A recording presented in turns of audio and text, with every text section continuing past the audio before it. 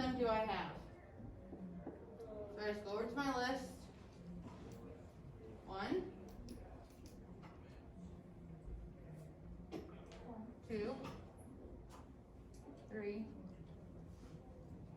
4. Do I have any that are, we'll call them double heterozygous? Do I have any more?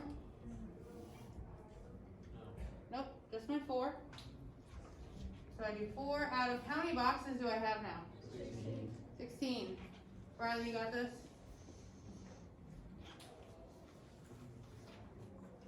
Okay, the next one, I'm going to work across my row. I have a heterozygous, what is that? Short hair. And then homozygous recessive brown hair. Or big L, little b, little b. Check. This one. Do I have any more? Okay, this one's easy peasy lemon squeezy. They're the same down the row. So I have 4. And I'm just marking that I counted them so I can go back later and double check. Out of how many? 16. Not 4 anymore, it's 16. Alright, what's my next one? Good. I'm going to hop over here just so the camera can see what we're writing.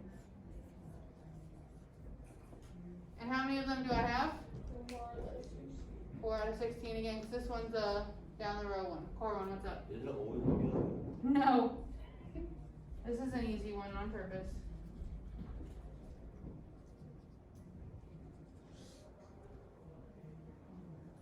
And then what's the last item in our time square? Or double homozygous recessive, whatever you want to say. And again, there are 4 out of 16.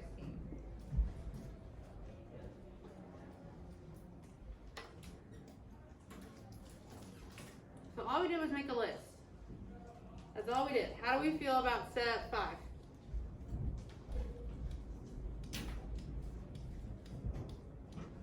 Good? Good? We're feeling good about step 5? All we do is copy down and make a list. Count out of 16, because why 16? How many boxes we have? Alright, let's hop over to phenotypes, or step 6. This is a long one, I'm just going to give you a heads up.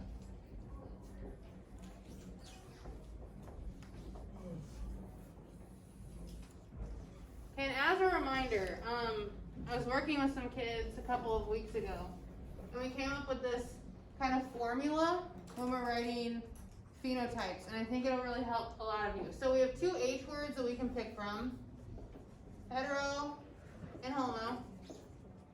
If you write homo, you have to have dominant or recessive. Remember, recessive is the little letter, dominant is the big letter. Then you need to have the trait. Then you need to have the ratio. So it's almost like a formula. So we'll start every one of these with an H word. And then if we use homozygous, we need to have dominant or recessive. Then we follow with the trait, so short hair, black hair, whatever it is. Then we follow with the ratio. Except for dihybrids, we have to do this part 2 times before we go to our ratio. Because we're going to talk about 2 traits, then the ratio. Alright, so let's start the first one. I'm just going to make kind of a note here, just for transfer of information. We're looking at big L, big B, little b. So we start with our L's first, follow our formula. What H word are we going to use? Heterozygous. Why? Somebody tell me why it's heterozygous. Go, Dylan. Because it's a mixture of the Good. big and small. It's a mixture. Alright, so then I don't need to use homozygous or dominant, so I go to my trait. What is big L, little l mean? So I'm going to go back up to my little notes where I pulled out information from the problem. Do you see why this is important, this little key here? Every time you do a problem, you make this little key. It'll make your life way easier. So it's short hair.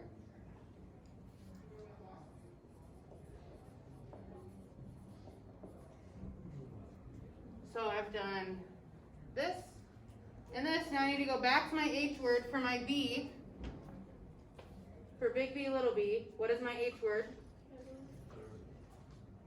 This is like a run-on sentence. And then what's my trait for big B, little b?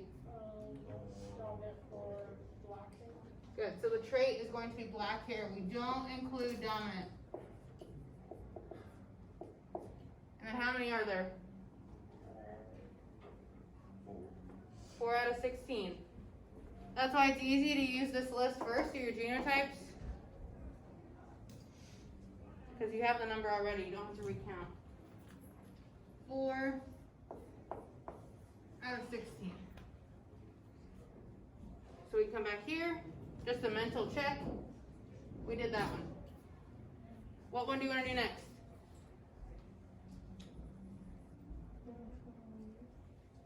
The what? Next one on the list. Sure. So big L, little b, little b. So let's go back to our formula. What H word do we use for big L, little l?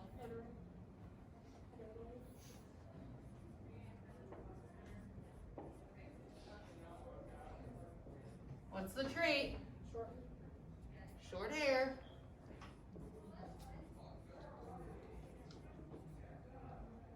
Ooh, what's little b, little b? Why is it homozygous recessive, Christina? Because they're the same, but they're little. Good.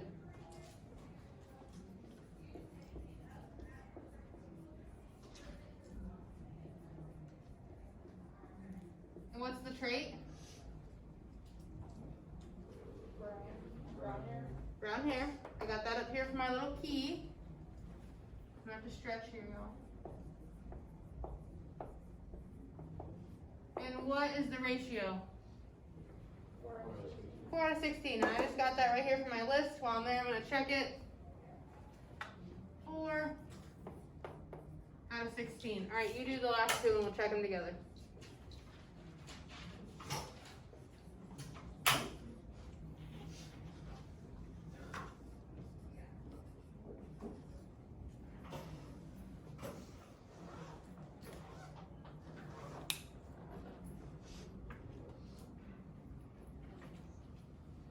Remember, your formula, do it twice, then your ratio. Formula 2 times, then your ratio.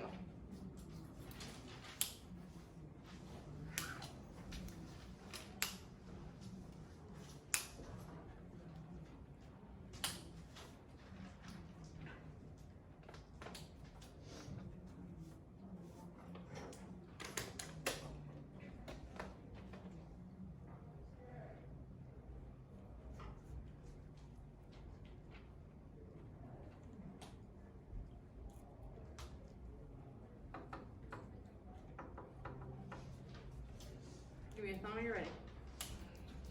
And you've got the last two. Give me a thumb when you're ready.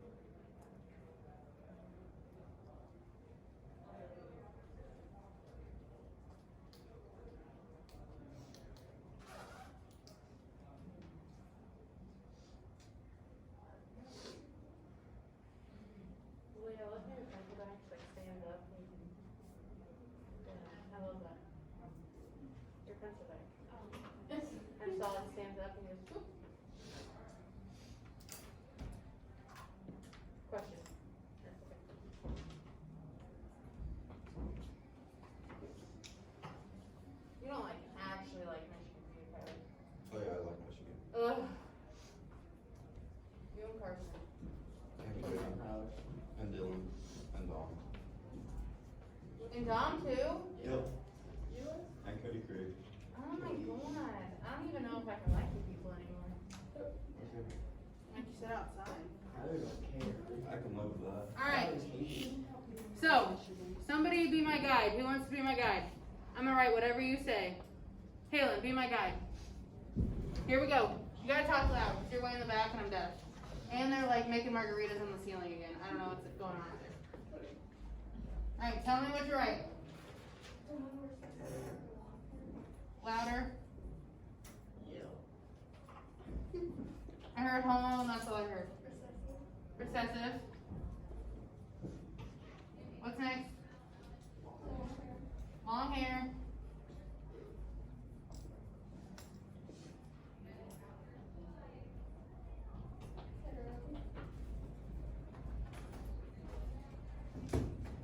Don't tell Mrs. Thompson I did that. Yes, it's my Chromebook. Heterozygous. Black. Say black.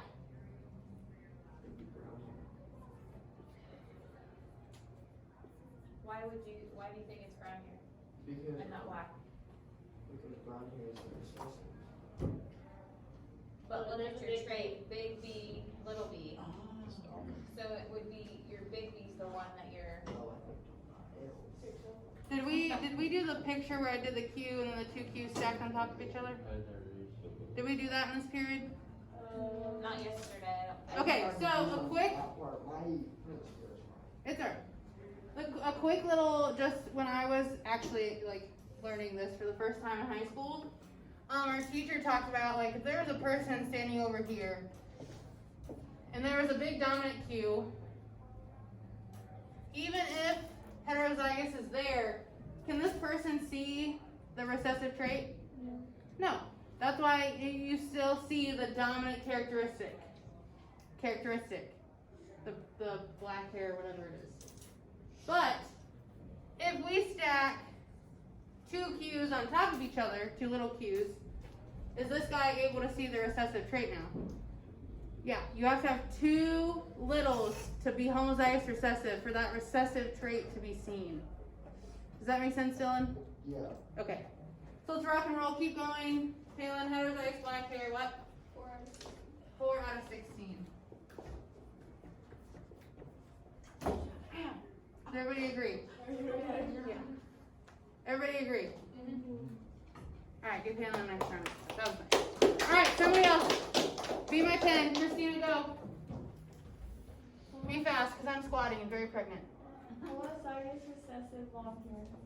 Homozygous. I'm going to abbreviate because I'm going to run out of room here. Homozygous what? Recessive long hair.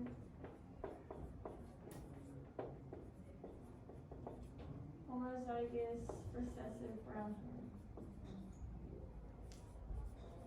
Equals 4 out of 16. Oh, do we agree? Yes. Do you agree?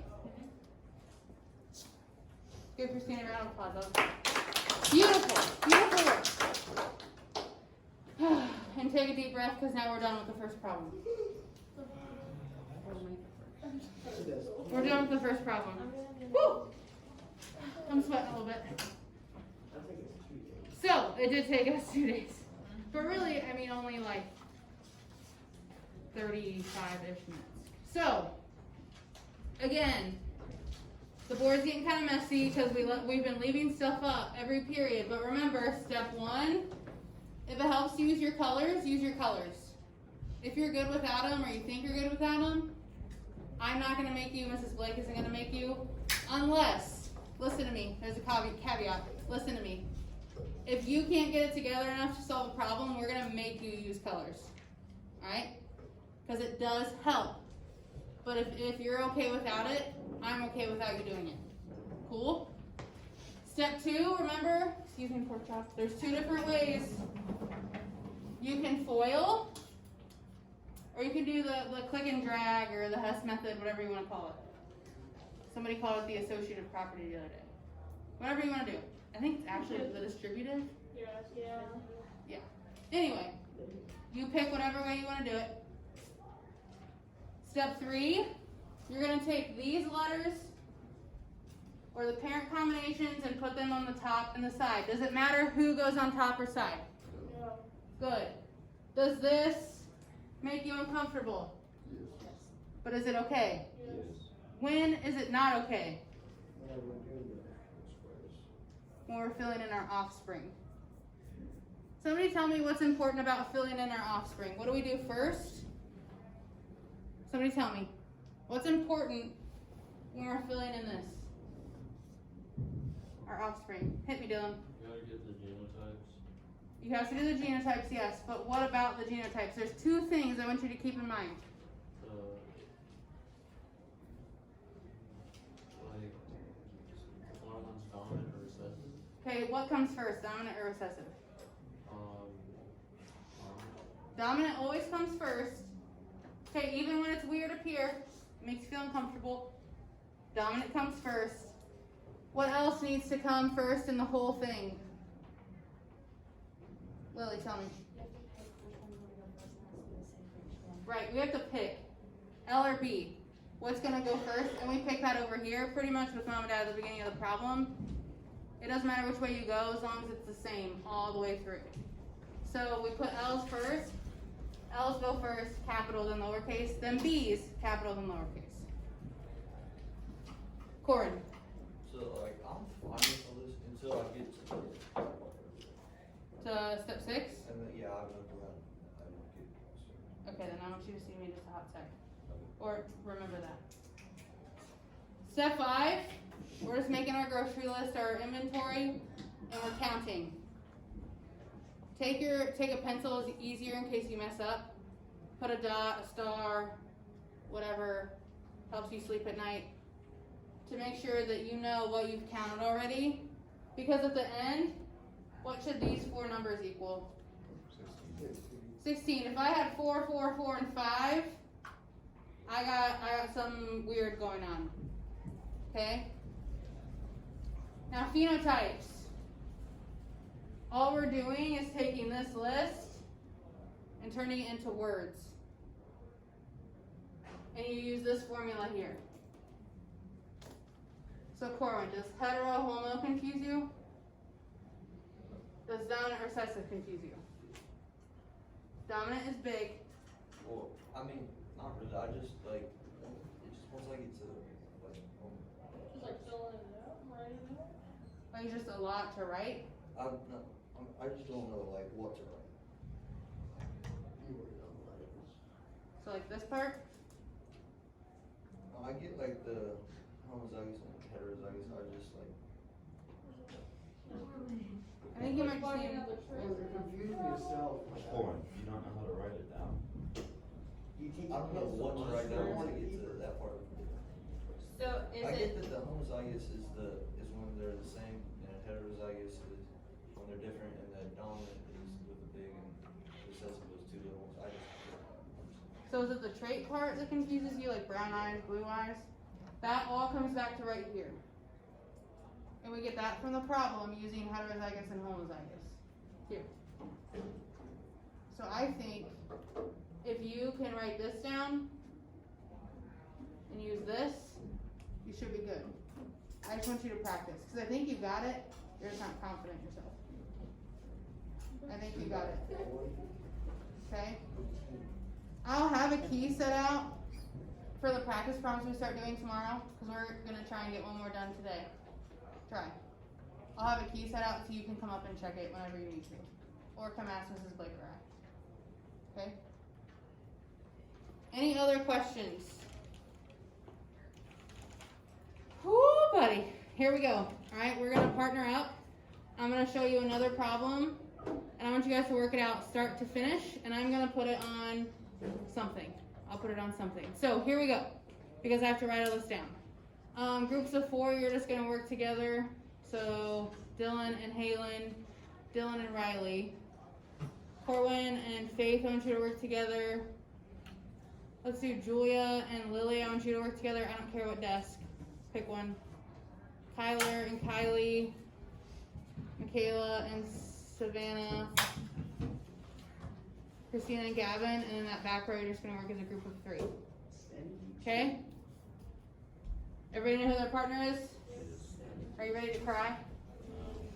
Yeah. We only cry on Tuesdays. On Tuesdays. Alright. I'm leaving the other problem up. So if it totally bothers you, let me know. MP, what's up? No, you'll never do more than 16. Alright. There it is. The female heterozygous for erect ears and homozygous for cloven hoof is mated with a male homozygous for drooping ears and a heterozygous for a mule foot. Start to finish, steps 1 through 6. Go. You have the rest of the period.